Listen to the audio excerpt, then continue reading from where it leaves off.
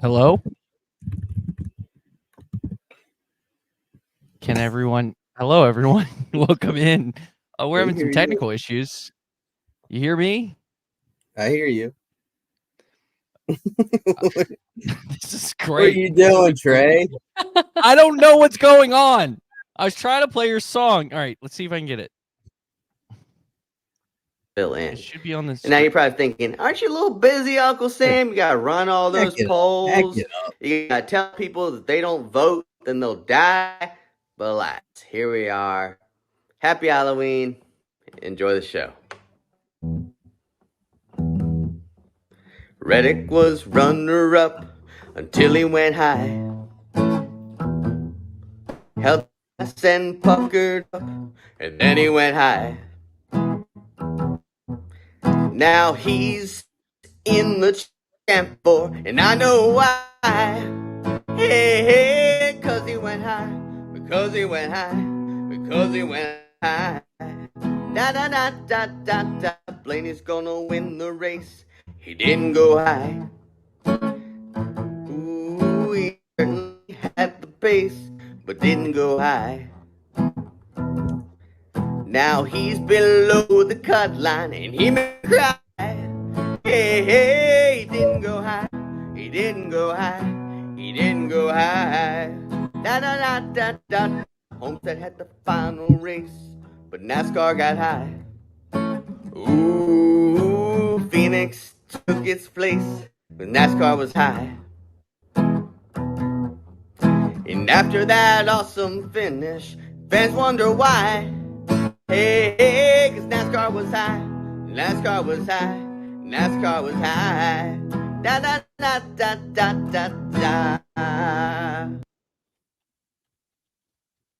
Well, there you have it. There we go. Butchered the song. Just Trey's lag just butchered it. Did it? I understood it enough. That was good. Thank you. See, everyone understood it. We've heard the song multiple times already. That's true. I'm Jason. I am Jason Kelsey. Joining me is Uncle Sam, Master Chief, and Dale Earnhardt Jr. And, folks, most importantly, I'm going to give this guy a solo. It's been this good. Live from a Long John Silver's, Barnes. I mean, costume of the year. Wait, there it goes. Goes to this man right here. I mean, just great job. Just look at this perfection. Had a good lunch today. Grabbed the captain's hat on the way out. Figured, even though I'm behind the scenes, getting ready to trip a social trip for tomorrow. Had to dress up for the vibes. As you can see, I should go back to the view of not just me. We have dedicated ourselves to this Halloween-themed episode with our elaborate costumes. Joining us this week is Taylor Kitchen at _Taylor Kitchen _ I had to memorize that. She is the host of Above the Yellow Line. She also does stuff with TobyChristie.com and Racing America. She does a lot. All right, let's just put it that way. It's true. Yeah. So, my first question before we get into do you have any off time? I'm shocked you decided to do this, and it seemed like you had a free night, and you're like, I'll load myself and hang out with these three guys. Well, first off, I'm glad to be here. I've met each of you, or at least most of you, at the track, so it's good to join you all virtually. Yeah, free nights are rare. Free days are rare. I literally was up at 8 a.m. working, and I'm probably going to be up until 4 a.m. working. This was me 2 nights ago as well. So there's no sleep, no rest for the wicked. There's a lot going on right now, but yeah, I do a little bit of everything in the sport. From in front of the camera, I'm helping make content for Toby Christie and Racing America, even with my own brand Above the Yellow Line. And then behind the scenes, I'm helping drivers with their PR marketing and social media, from Legend Cars all the way up to the Xfinity Series. So I don't sleep. Chase. Trey, I don't sleep. Meanwhile, our host of Bringing the Heat, one of our other podcasts, that's his sleep hours, the hours that you just said you're awake. Oh, So. incredible. He's gonna hate that. That's Brian Nolan, if anyone didn't know. Master Chief, how are you? I miss your beautiful face, but you look comfortable. Yeah. I apologize for the muffled audio. So please bear with me. This is just called dedication. It is dedication. I got this a long time ago, and I'm like, oh man, I don't have anything for Halloween. Oh, but I do have that really big helmet, really big Master Chief helmet I've got. Okay, I guess I'll put that on. So, but I'm doing fantastic. Brian is gonna definitely be upset with that comment about the sleeping. So apologies to Brian there. And Taylor, I will say this, outstanding. Sleep is for the weak. You know, when you think about it, Yeah. don't even bother. Like, why do you need sleep?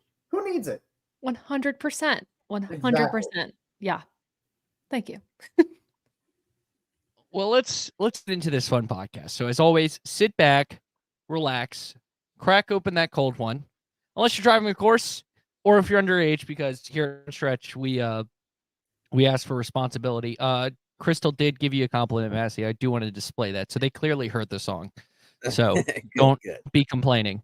But Taylor, as our guest, you get to go first. And I know you wanted to talk about you're rocking the Bud 8 shirt or jacket. Is it a jacket? It's a jacket. It's a jacket. Yeah. And I know Diecast came back out recently, and I know you wanted to talk about that and much more. Yeah, the big story is, Dale and Bud, they're back together racing for some short track races for the rest of 2024, 2025, starting with Florence. And with that came a just dump of merchandise, selling over 3 figures worth of merchandise in the first 2 days, right? Yeah. A stupid amount. Like a stupid amount. A 6 stupid figures amount. of money, right? 6 figures. There we go. Not 3 figures. My God, 6 figures. Hello, that's impressive. Yeah, but insane, absolutely insane numbers. But that led me to wanting to talk about diecast, because this is just my bread and butter. I'm now really deep into the diecast collection game, as I can see some of you guys are as well. Looking at you, Master Chief. But that leads me to bringing up some of the diecasts that I have. This is like the Bristol Baby Win diecast, probably one of my favorites I own. So at least that's one of them. But then I have a crap ton more on my desk and of course behind me to talk about. But yeah, the Dale news was incredible and it inspired me to have this as my costume today. Got my ticket to the South Carolina 400 and bring out the Dale diecast. So that's what we got. Yeah. Master Chief, you want to go first on the? Oh, go ahead. Sorry, Master. Go ahead, Master Chief. Obviously, I don't know anything about this Dale Jr. guy, right? I mean, I couldn't care less about any of this stuff. I mean, who cares? Listen, diecast not really a huge deal to me, obviously. I don't even know what that is. No, but in all seriousness, we talked a little bit about this a couple weeks ago, and it was such a big deal for this thing to come out. And immediately, as soon as I saw that they were selling merchandise, I was like, okay, they know what they're doing. Right. I mean, it was so obvious that this was going to be a really huge deal. And I remember seeing a tweet recently that said something like, if there was a most popular driver and we could still vote on drivers that were already retired, Dale Jr. would still win. And I can't argue with that because 100% is true.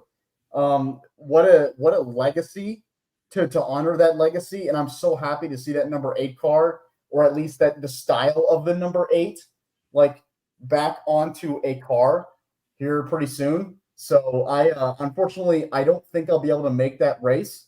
I super wish I would, but you can bet that number 8 diecast is going to be right over there, right underneath that bottom display case right there. You can bet that it'll be right there. I feel like we're in a scary movie where I'm like, Trey, look out! There's someone behind you. There's a creepy guy over your shoulder. No, I obviously collect of the diecast as well. In that room, Oh, jeez, that's even scarier. So the funnier part about this is terrifying. This is supposed to be his 2004 Daytona 500, and I got this one as a kid, and there are holes here, and it's clearly from the Harry, whatever the name of the trophy is, Harley Earl trophy is supposed to be on top of this, and I clearly lost it as a child, so I just have him standing with his hands up like a field goal was made. That's incredible. That thing reminds me of the Dwayne Wade statue they made recently. Let's not talk about heartbreaking things in my sports life. This weekend was not good for Trey and the non-football sports of my life this weekend. Yeah. But yeah, so I have a bunch of diecasts in that room behind me. They see the door shut. If I opened it, then diecast would just spill out. But I always got a bunch of the 164s, but I have a couple 124s. I'll show you guys real quick. Obviously, there's a Michael Waldrop Pennzoil Pontiac from the 90s, and look how much detail they put in these things. The hood rises up. I don't know if we can show the engine on camera or not. The team might get mad at us, but and then of course you got the last Winston Cup champion. This is Matt Kenseth's Winston Cup title, 2003. Oh, nice. Still in the case. And then of course, how could I show you guys diecast without showing you the GOAT for me growing up, the old Rusty Wallace. Ooh, that's cool. So that's just a little bit of my show and tell. That hood doesn't come up, but yeah, I'd be here all night if I showed you more. Pretends to be shocked that Massie decides to show something from the 90s, include Rusty Wallace, and all before the other three people were probably in elementary school. I'm just saying. I mean, old man Massie. That's the height of the diecast era. So it's true. It's true. I have an old Ricky Rudd I used to have more. I had a Daytona 500. Was it Kevin Harvick? And then I played when I got him as a kid, I played with them, and so they're all beat up. Like this one. So this is like the big kid version. I guess it's the actual toy because it has the Dale Earnhardt Jr. logo, the old one, not the Bud, and it doesn't feature Bud at all. And you can kind of see if you look on the side, like where I scratched it up from just playing with it. I think the uniqueness about racing, and this is a big picture question, like,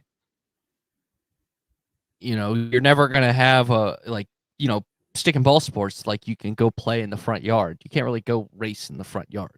The way that kind of every person can kind of immerse themselves into it is through diecast, and so it's always fun to see those collections. All right, let's talk about some actual racing this weekend.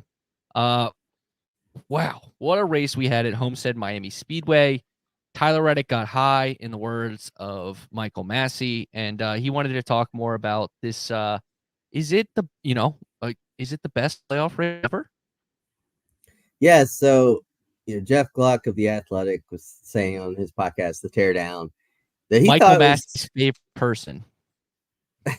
Jeff is cool. I like Gluck. I didn't like how he dismissed the even year thing and ultimately got proved wrong on that because it's totally a thing. But no, Gluck's a great guy, really, really good person. But yeah, so he said on his podcast that he thought that was the best playoff race ever. He said before that was the 2011 Homestead with Carl Edwards, Tony Stewart going for the championship, which I didn't really think was that. I mean, I guess it was dramatic, but I didn't think it was the best playoff race before that. So I'll open it to you guys and I'll tell you whether I think it's the best or not. But what we saw, obviously it was great, but was that the best playoff race we've ever seen? We'll let the guest go first, Taylor. Oh gosh. was it the best race I've seen in the playoffs? I don't think I'd put it at number one. I don't know what I would put at number one, but it was a race, I guess, recency bias that I think was phenomenal. Homestead is always going to produce great racing, especially with this Gen 7 car and how good it is at intermediates. Homestead is also a track where the driver can make it work for whatever they're comfortable with. If you want to ride the wall, awesome. If you want to ride the low line, fine. But like it's a versatile track that's always going to produce really good action. I will say of this year, I think this is my favorite race of the year, period. It's hard to top, I think, Atlanta earlier this year, too. I thought that was really cool. But this one, it was a home run after, I think, the past few weeks of just kind of so-so racing, in my opinion. But yeah, I guess in recent memory, this would have probably been the best playoff race I can think of. That's just my opinion, though. Yeah, the best. I mean, Kansas this year, not the playoff race, the one that had the closest finish.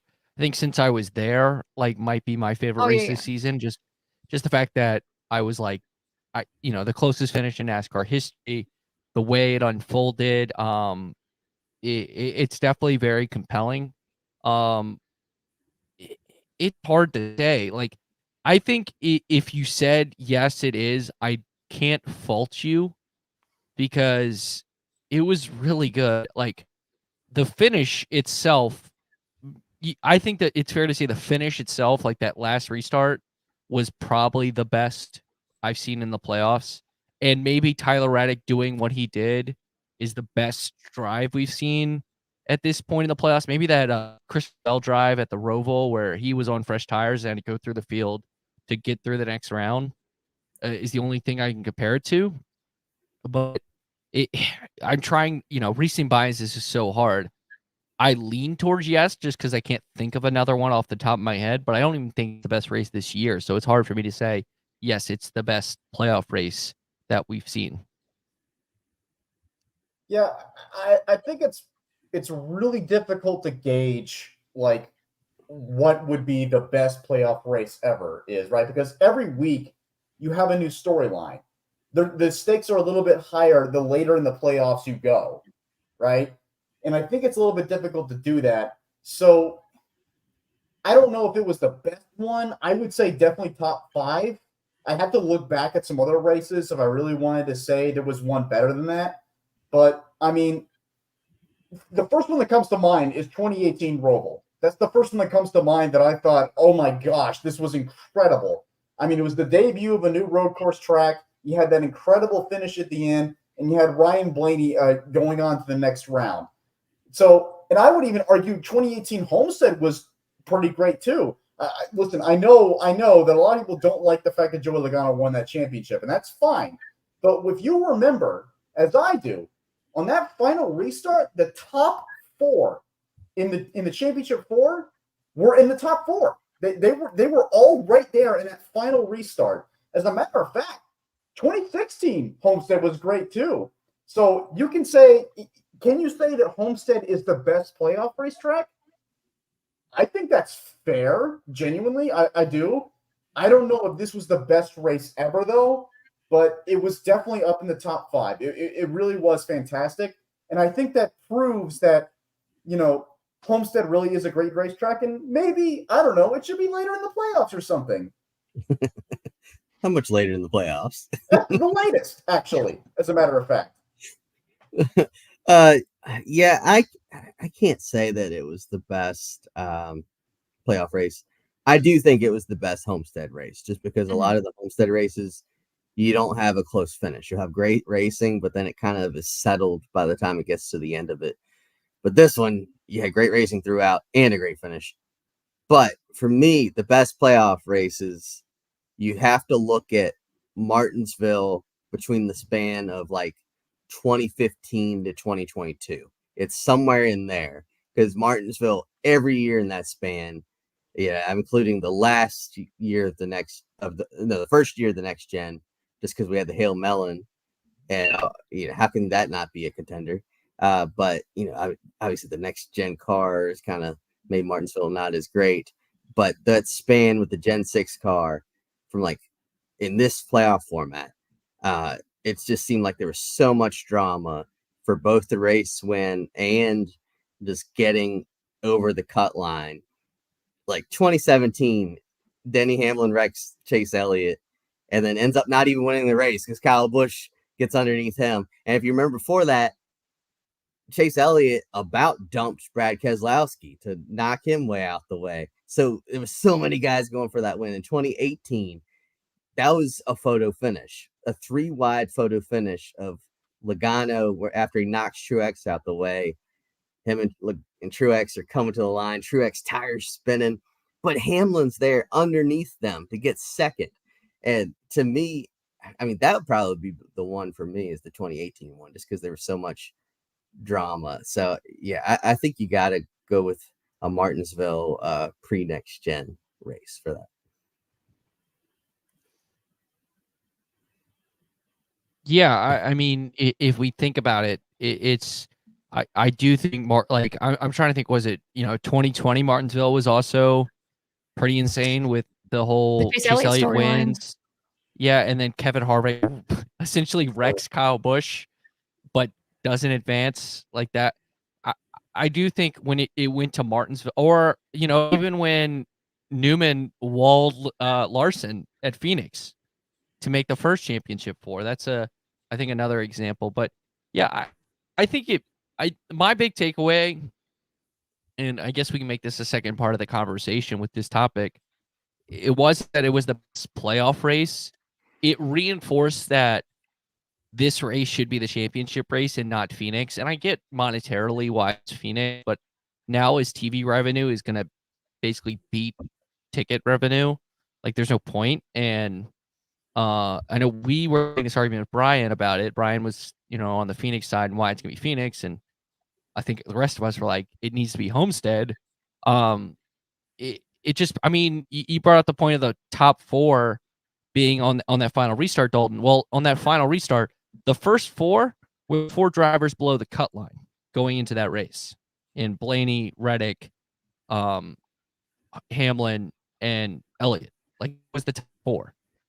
And they all had a shot to win. And so I definitely think it, to me, like, my biggest takeaway from that was, one, Tyler Reddick is a really good race car driver and is a reason someone on this, may have not picked him to win the championship. And it might have been me, and I feel better about it now. And second, I think Homestead, it's going to suck that Homestead's not even in the playoffs next year.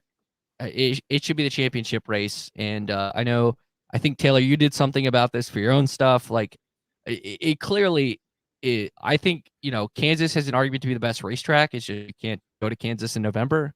But Homestead's like the perfect place to have your championship. Yeah, Homestead to me should be and always should be, period, in the future, the championship race. And I know everyone has their arguments as to why it shouldn't be, whether it's, they feel like it favors a certain team or a certain driver, so we shouldn't go to Homestead every year. I'm like, you can make the same argument for Phoenix if we go to Phoenix every year. I've seen the argument that we should rotate the championship race. And then you're like, well, you have to look at tracks that are in the South or out West because it's going to be November. It's going to be cold. So we rotated between maybe like, I don't know, Darlington, Charlotte, Vegas, Phoenix, and Homestead. And there you go. There's 5 tracks that we rotate through each year. That would make somewhat sense, but then that's a logistical nightmare. So you have a whole bunch of things that you can consider as to what the championship race should be. But I think year after year, we see Homestead produce banger after banger in the playoffs, and it being earlier in the year makes me nervous. I don't know the logic behind that necessarily, but I hope it returns to the playoffs in 2026 and it is our championship race. I mean, the product alone, if you said that the race was bad, I don't know what race you were watching. Seriously. Like, I don't understand it, because that was phenomenal. Yeah, I think it's going earlier in the year, I think, so they can make renovations and stuff and really build it up. That's true. Like they did the Phoenix, which gives us all hope that they're building it up to host. Fingers crossed. Host something pretty big down the line. Praise Dale. Praise Dale. So yeah, hopefully after next year it goes back there. I just think the biggest thing is people need to show up for it. I know, like, my reason why I didn't go this year is because just travel budget. Like, I went to way too many races than I expected earlier in the year, and I just could not afford to go. But my thing is, like, if we're gonna bring the track back as the championship race, we need to support it, is my whole thing. So if it returns in 2026 after hopefully some renovations and things like that, it's just like, go to the race. It'll be good. It produces, like, to me, it produces a legit championship, in my opinion, with that track. Because, I mean, anyone can win it. Do y'all remember at the beginning of the year when they announced that Phoenix was going to be the championship race next year? And everyone in the entire NASCAR community just let out a collective groan. Yeah. Yeah. What if your track, if every year you announce that Phoenix is going to be, that this track is going to be the championship race, and everyone's majority reaction to it is why? It's probably not a good idea. Look, again, kind of like what Trey said, right? I know monetarily why they're doing it. It makes sense.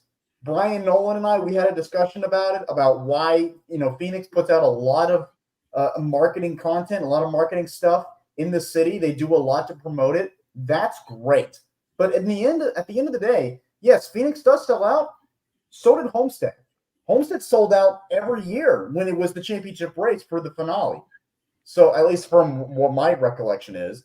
So if your track, if this track is making everyone, upset that it's the championship race, I don't really know if it's still feasible. I mean, I can recall a couple big moments in Phoenix, but that was before it was the championship race. I think it was Massie who already mentioned it. The Ryan Newman slamming Kyle Larson. I remember 2012 when Clint Boyer and Jeff Gordon. Oh, I'm sorry, it must have been Trey. 2012, Clint Boyer and Jeff Gordon and Brad Keselowski and Jimmy Johnson hit the wall in that race, which took him that was a really big implication of the championship. That basically made him lose the championship that year.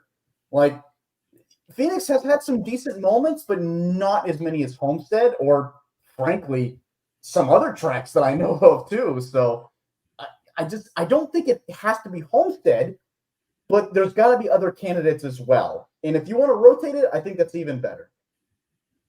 Yeah, I would say the biggest moment probably at Phoenix in terms of a championship is the fact that Kyle Larson's pit crew won him a championship in 2020. Like, you could argue that's the biggest kind of moment from Phoenix in terms of entertainment factor. But let's move on. Speaking of tracks, NASCAR was linked to a very unique opportunity, to say the least. Dalton, or Master Chief Dalton Hopkins, sir. Yes, sir. I never played Halo because I had a PlayStation like a real man. Why? Don't diss Halo. What do you want to? You wanted to talk about this? First off, I also have a PlayStation. Okay, I know.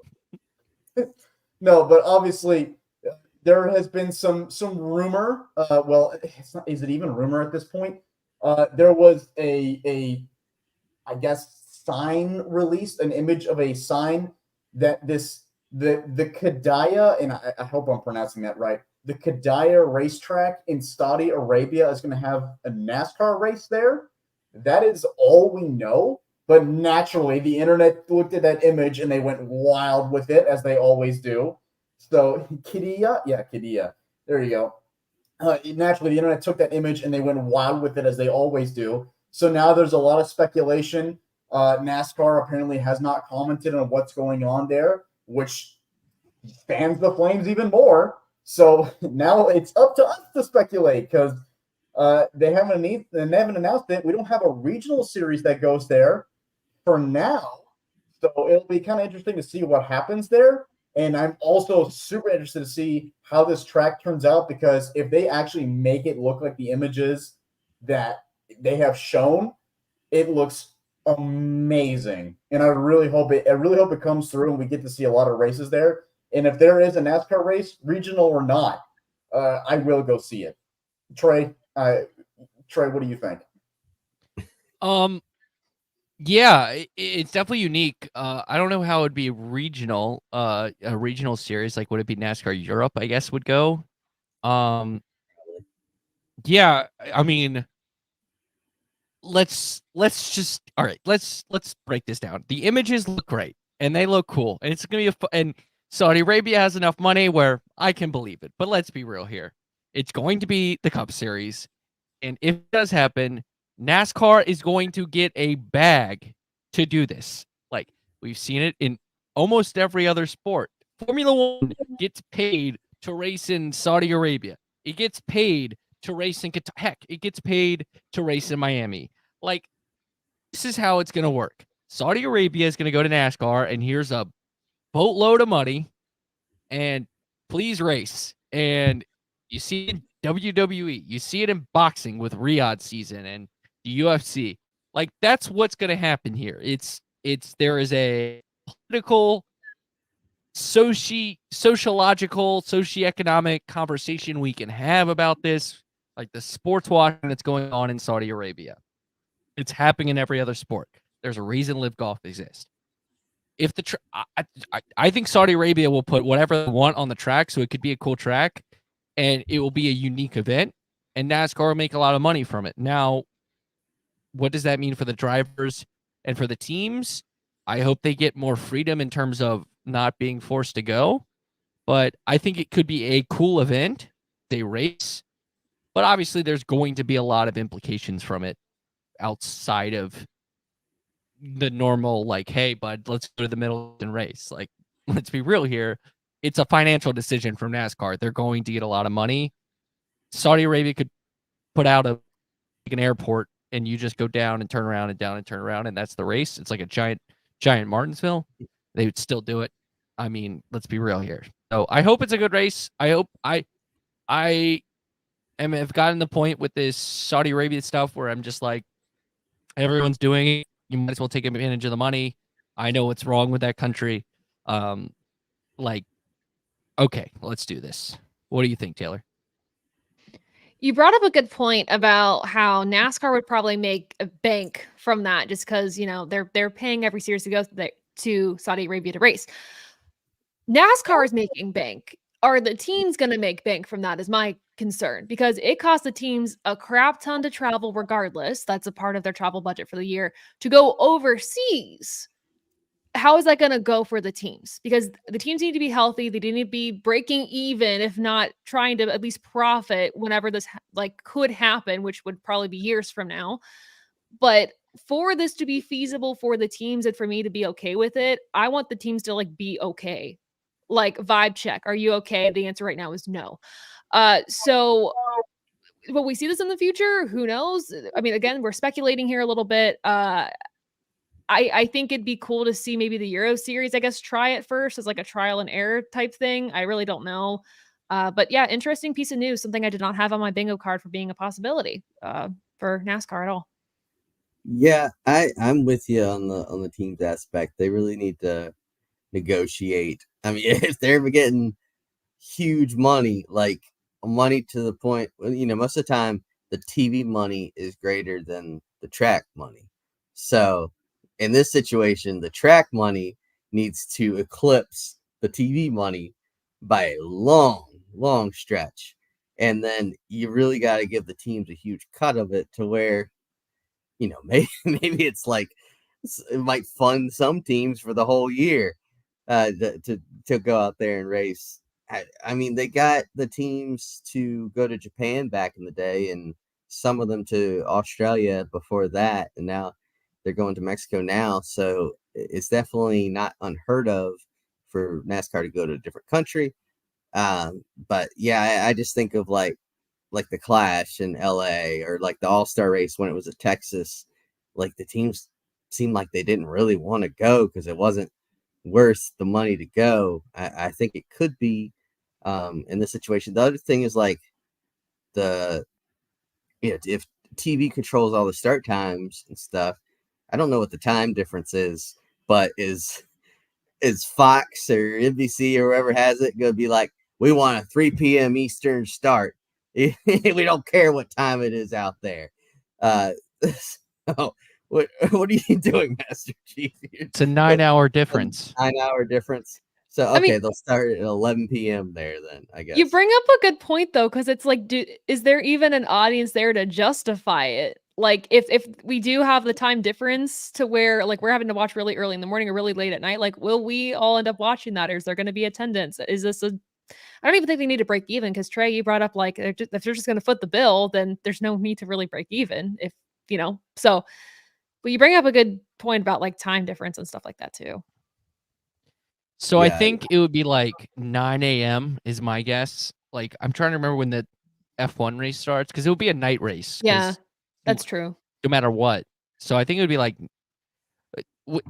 they're about to race in Abu Dhabi, which is close enough, right? Right, Dalton? You're better at geography than me because you get paid by the U.S. government to know where things are. Cool. Dalton's banned in both those countries. Look, buddy. I know where I was, and I know geographically Saudi Arabia was somewhere close to that. So I mean, I just but my point being, I think it's the finale, like 9. I think it would be like a 9 a.m. start. Which, what you could do is Super Bowl Sunday when Fox has the Super Bowl, you go 9 to like 12, and that kicks off the Super Bowl coverage for Fox. Like, that actually makes sense. Okay. Just saying. You're welcome. Yeah. Already kept me. You're welcome. I just gave you a plan. All right. One more thing is that's the other thing is you need it. You can't have it as like a July race, right? You can't have it like in either be at the beginning or the end of the season. Yeah, like, where that's why I'm saying do it at the start. Weeks between the races. Because then that would be like, because what you would do is you would send stuff to Saudi Arabia, but then you would send, like, because you're not going to have your hauler obviously go, you're going to, then you'll send a hauler to Daytona. So like, theoretically, it's just like, that's where I'm thinking. So. Yeah. Well, is there a reason we're ruling out the fact that it's a regional series? I mean, they recently announced the Brazil series, right? So is it completely impossible that they start a Middle Eastern series? It's something that I from what I hear, NASCAR has been looking into for recent years. So is it completely not viable that that's a possibility as well?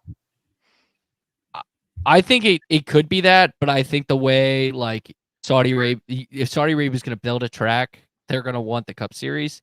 So I think it's going to be a deal in which, like, yes, you can have this Middle Eastern regional series, but at first you're going to have a Cup event, kind of like what they did. I know NASCAR Mexico has existed, but like how they did, last time at the Coliseum, they did the Clash, and then they followed it up with a NASCAR Mexico Series race. It's going to be something like that. It's all I know is, and one more point. Like, I thought of this, like, sponsorship for teams. You brought up the teams, Taylor. Like, Busch Beer cannot be on a race car in Saudi Arabia. Mm-hmm. For example, like, BetMGM cannot be on a car in Saudi Arabia.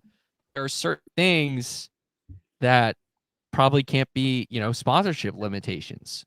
And so it's, that's also a hurdle to, to decide. 100%.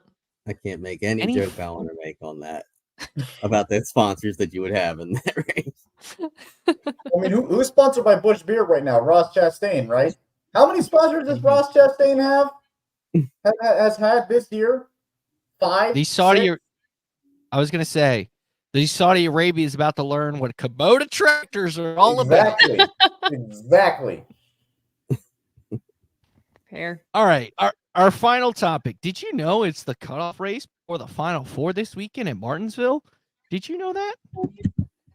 Shock. It's in all 3 series. So I figured we'll recklessly speculate, because we like to do that here. Starting with the Craftsman Truck Series, where shout out to Grant Enfinger taking a first-year team to the championship 4 and winning the last 2 races in the truck series. So he is the only one locked in, but it feels like unless someone else wins, Champ 4 is pretty set. Corey Heim, Christian Eckes, Ty Majeski, the others, Heim plus 49, Eckes at plus 38. Shocker, the 2 best all year are pretty well good in point situation. Majeski at plus 22. Then you have Roger Ruth, Taylor Gray, Tyler Kerman, Nick Sanchez, all looking like they probably need a win. Maybe Raja gets a miracle with a 22-point difference. But I will put it this way. Are you taking those 4, or do you think an upset happens in the truck series this weekend? Well, let me correct you real quick and say CR7 has been around before that. I remember Cody Rohrbach getting the top 10 in Martinsville in that truck. But first year, it's still a young team. I mean, first year with way more support. Oh, yeah, okay. Yeah, I guess I'll go first. Like, I don't see anything changing. Like Corey Heim plus 49, that's pretty much in. He could probably clinch by the end of stage 1, maybe by the end of stage 2. And I mean, are we surprised? Heim, Eckes, and Majeski have been the guys all year long in that series. And I'm looking at this list, and that like the only one I could really see going out there and getting a shocking win would maybe be like Nick Sanchez, because he's got a couple wins this year. Like Ankrum hasn't been a threat all year to win a race. Taylor Gray's been up there, but I don't know. Raja won his 1 race, but he hasn't really competed for too many wins outside of that. So I think we're getting what we got now. Yeah, I think like I was actually going to say the same thing. I was going to say Nick Sanchez for sure. I think he's really the only guy I can consider a threat, because the bottom 4. At this point, I'm thinking they're in a must-win situation, right? So I think out of those 4 guys, Nick Sanchez is the most threatening to me to possibly win in Martinsville, because he's got multiple wins in the truck series.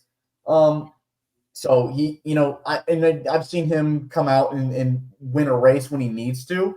But, you mentioned Taylor Gray.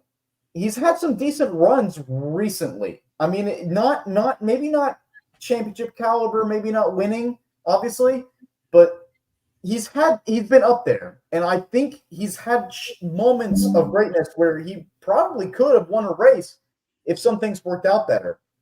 And I think Toyota has they're pretty decent at Martinsville, especially in the truck series. I can kind of see Taylor Gray getting his first win, a walk-off win, getting the championship 4. I can see that as well. But Tyler Ankrum, I 100% agree. I haven't seen him really, be an absolute showstopper. He's running up in the top 10 and top 5 at some moments, but I haven't seen him in a moment where he could be a championship contender. And Rajat Karuth, same thing. Like he won that race at Las Vegas, and everyone thought he was going to win a lot more, and he hasn't really done a whole lot since. And again, Vegas is a 1.5 mile track, right? Martinsville was way different than that. So I don't, it's not probably not going to be his strong suit. Yeah, I agree with everything you guys have said. I will say, I think we're going to see either a Ty Majeski win, or maybe somehow Lane Riggs gets another win this season, and it's just a non-playoff driver, just because he's so good at these short tracks. He was really good at Martinsville in the spring until he ran into some issues. But even to Ty Majeski, he's just so good at this track, and I could just see it just solidifying his spot. He's right above the cutoff line, plus 22, and then right below that is Rajat Karuth. I think he'll be okay. But again, I agree Nick Sanchez would be the only driver I could see really upsetting the picture, if anything. But I want to count on things changing. Yeah, I think you all covered that pretty well. We'll move to the Xfinity Series. Austin Hill, AJ Allmendinger are both locked in with wins. Justin Allgaier plus 35. What a recovery it's been for him. Cole Custer at plus 28. I really think the only guy to have a shot to win is Chandler Smith at minus 28. He's been pretty good at Martinsville. I believe he has won there before in the Xfinity Series, if I'm not mistaken. Did he win? No, that was Eric Almirola. It was Eric Almirola. Yeah. Okay. So, but he has the shot to win. Love, Mayer, and Smith also in the championship for Sammy Smith minus 95 points. So he definitely has to win to get in. What do you think about the Xfinity Series? I guess, or we're going in the same order. I guess I'll go. We can go in the same. We can go whatever you want, honey. Well, I would say the cut line battle is going to be the 7-point differential between Allgaier and Custer because Chandler Smith is winning this race. I'm calling the shot now. Chandler Smith will win because he's been like the short track king of the Xfinity Series this year. I think you can make a case. You know, Sam Mayer getting in there and winning wouldn't surprise me. Jesse Love, Sammy Smith. I'm sorry, I feel like they're pretty much out of it. But yeah, so I think it's going to be Chandler wins, Allgaier and Custer battling for points. And as has been the case all year long, something will happen to Justin Allgaier, and he'll miss the championship 4. And Cole Custer will have a chance to defend his title. Look, I guess we're all forgetting that Sam Mayer was an absolute short track phenom before he went to the Xfinity Series. So I think out of those 4, I actually think Sam Mayer might have the best shot. I think Chandler Smith was really good at Richmond, right? He was fantastic at Richmond. And he's also got a lot of pressure on him right now in the fact that he may not be at Joe Gibbs Racing next year, considering, what his comments after post-Homestead. So he's got some pressure on him, and I think he might turn that pressure into diamonds. Who knows? But I'm not counting out Sam Mayer just yet. But one thing is for certain. There is one thing that I think is certain. If there is a winner out of that bottom 4, whoever it may be, you are going to cut out a huge upset, being Justin Allgaier and Cole Custer being those 2 drivers in the last 2 point spots in the final 4. Those guys deserve to be in the championship 4. And if any of those bottom 4 take it away, there's going to be some reactions on Twitter. Okay, there'll be some reactions there about the playoffs and how illegitimate they are or whatever. But keep in mind, those guys, everyone knows you have to win. And believe it or not, I don't think I see either one of those guys winning at Martinsville this weekend. I haven't really seen anything out of them. Maybe Justin Allgaier, he's had some decent runs. He's won there before. But I don't really see – but that was after some late race chaos, which there almost certainly will be this weekend. But that doesn't mean it's going to be him at the end. It could be a Sammy Smith taking the win after the rest of the field crashes. It could be a Sam Mayer. It could be a Jesse Love. Honestly, this race is going to be chaos. And it could be any of those 4. My pick is Sam Mayer. But somebody's going to get – if somebody gets eliminated, it's going to be a huge upset. I agree. I think we're in for an upset, but we also forget Justin Allgaier won this race in the fall last year to lock himself into the championship 4. Though he crumbles in races that should be his, he's also able to rebound and capture the moment when he needs to. And he doesn't need to at this point. He's plus 35 to the good. He should be okay. But like we said, too, the points battle between him and Cole Custer, if there is a new winner under that cutoff line, that's going to be scary. I think Justin Allgaier should be okay. I agree with you all that Sam Mayer is the only one under that bubble. We even, too, I guess, Chandler Smith. So Chandler Smith and Sam Mayer are the only 2 that I see really just upsetting this a little bit. But I say Sammy Smith is out. Jesse Love would be definitely out. But yeah, it's going to be tricky. But I think Justin Allgaier should be okay. And I know I'm going to jinx it, but he should be okay. Yeah, compared to I think SiriusXM asked him about can he relate to Denny? And he does become Denny Hamlin of the Xfinity Series. But I think y'all will make some great points. All right, here we go. The big one. Tyler Reddick is in. Joey Logano is in. Chris Ravel plus 29. William Byron plus 7. Laura minus 7. Hamlin, I think you can argue, just because, especially if William Byron shows up to Martinsville like he did last fall and has just as bad of a performance, minus 18 is definitely something that can be made up.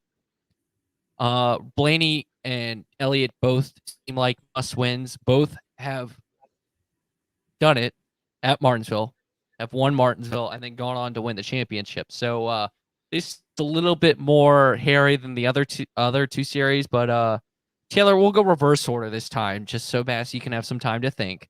What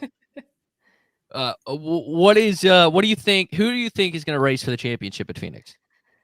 See, I part of me thinks it's going to be Reddick, Logano, I mean, obviously locked in, and then Bell and Larson. I feel like if they didn't have the setup last fall and they struggled and barely made it for Byron, and you're that close around the cutoff line, I just don't see them having it this time around. Though Byron has been very consistent and strong this final run as opposed to last year.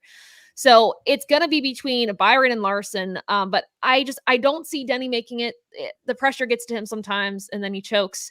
As for Blaney and Elliott, I know they've won when they've had to before. I get it. They have. I do not see anyone below that cutoff line winning right now. But I will say, I think this race, albeit the product, should be the one to watch this weekend with how close that battle is around the cutoff line. Even to Christopher Bell, I mean, he's kind of locked in with plus 29 to the good, but let's say like something happens way early in the race, you never know. But yeah, I think it's going to be between Larson and Byron for that final spot, absolutely. But I don't see anyone below the cutoff line winning this one and upsetting or winning their way into the championship 4, I should say. Yeah, I don't think. I mean, you kind of took my thoughts exactly. Look, everyone. I don't think there is very many people out there, a very low percentage of people out there, before the green flag even waved at the Daytona 500 this year. I don't think there's very little people that had Kyle Larson not in their championship 4, right? But here we are, and he's 7 points out of the championship 4 of this finale. So this is definitely William Byron's spot to lose. I think Christopher Bell's going to be fine. I really do. He has had an outstanding playoff run up to this point. Still, I think it's in the 6th, less than 6 now or something like that. So he's had a fantastic playoff run. I'm very impressed by the speed of that team and how well they've been able to perform in a clutch situation. Do I see him winning? Not really, but I do see him just staying up there, staying consistent, and that's all he needs to do. But William Byron, I don't know what to expect out of him. He's had a decent playoff run, but I can just as easily see something happening to him at the beginning of the race, and Larson's going to swoop in and take that. At the same time, I can see Larson doing something weird too. So I could not agree more. I think it's going to be Larson's spot to take from Byron. The bottom 3, Hamlin, again, you took the words out of my mouth. I think Hamlin, there's a chance that he could fall under pressure, and we have not seen the Denny Hamlin of the past. I said this last week. This is not the Denny Hamlin we saw in the spring.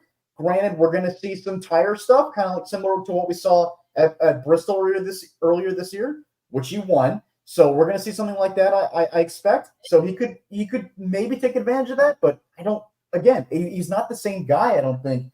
Ryan Blaney, again, he won this race last year, but I don't know. I don't really know what to expect out of him. I don't really see him running up front. It's possible. I think he's my second best pick, and then Chase Elliott.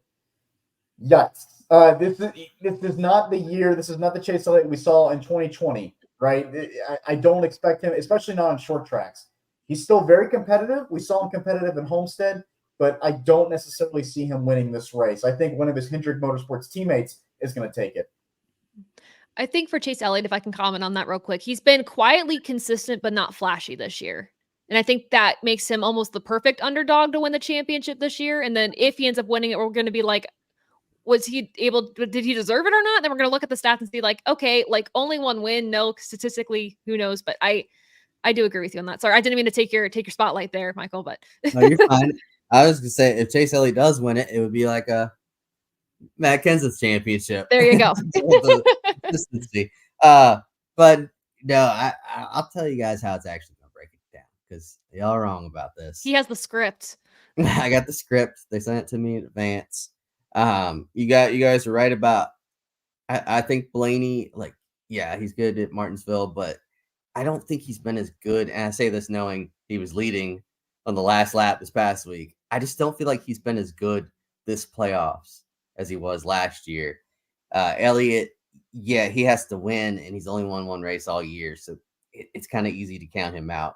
But both those guys are like they could win, so it wouldn't surprise me, but I don't think they will. The thing that's going to happen, it's weird. Martinsville, the spring race in the next gen era, Hendrick Motorsports has been amazing in the spring. Like William Byron won, earlier, and Larson won the year before. But for some reason, when it gets to the fall, they're nowhere near as good. And it's been more of a Gibbs Penske racetrack. So I think that continues, and the Hendrick cars just kind of struggle there. And what you'll have is Denny Hamlin's going to win his way into it, because there's years where he's looked just out to lunch, and then there's not a shot in the world at making it. He shows up to Martinsville, has a ton of speed.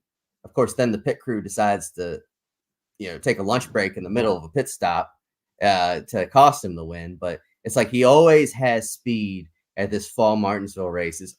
Something always happens to him, but I feel like he's gotten all of his bad luck out the way to where I think he's gonna win his way into it.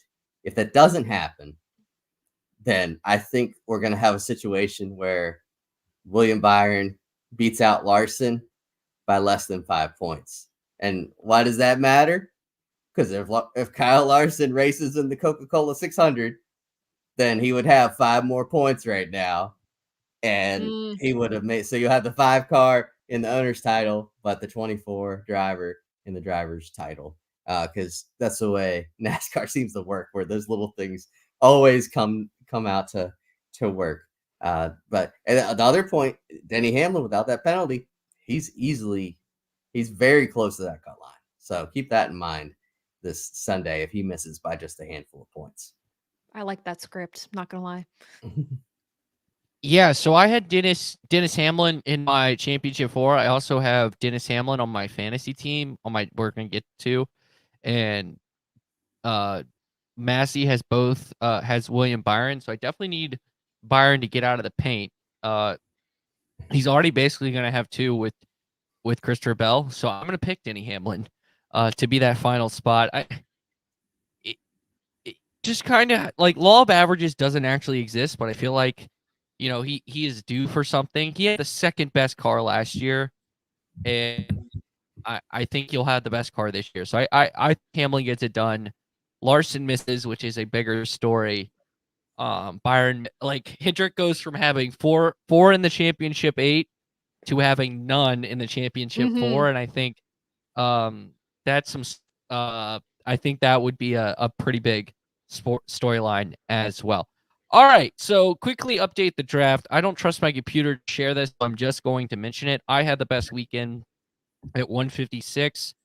Brian actually did good at 137, aka Dalton.